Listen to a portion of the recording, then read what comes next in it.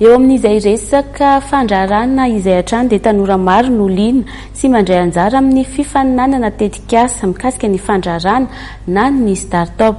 Iray amin'izy ireny ny Voan'ny Ariarimanana Ramely Arsoa tamin'ny alalan'ny tetikasa faimainana voankazo sy legioma. Ndao arahantsika ny mombamomba ity tanora mpandrara ity.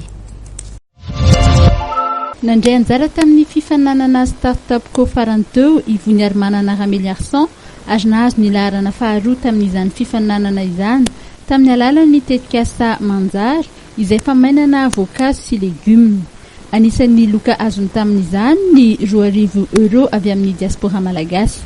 Tao anatin'ny startups.com dia nahazo ny €2,000 mazava ho azy fa ny fanohanana eo amin'ny resaka ara-kevitra sy ny fampivoarana an'ilay orinasa amin'ny ankapobeny. Fampivelarana indrindrindrindra eo amin'ny resaka productivité satria mitombo kokoa ny zavatra afaka vokarinay dia mihodina malaky kokoa ny vola amin'izay.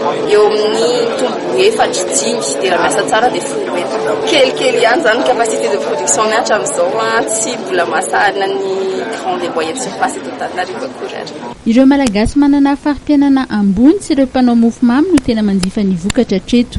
Anisan'ireo tanora mandray anjara amin'ny etika salon des PME et start-up no tanterahana nandritry ny 2 andro tety amin'ny trano fandraisam-bahiny Carleton ity tovovavy mpandrara ity.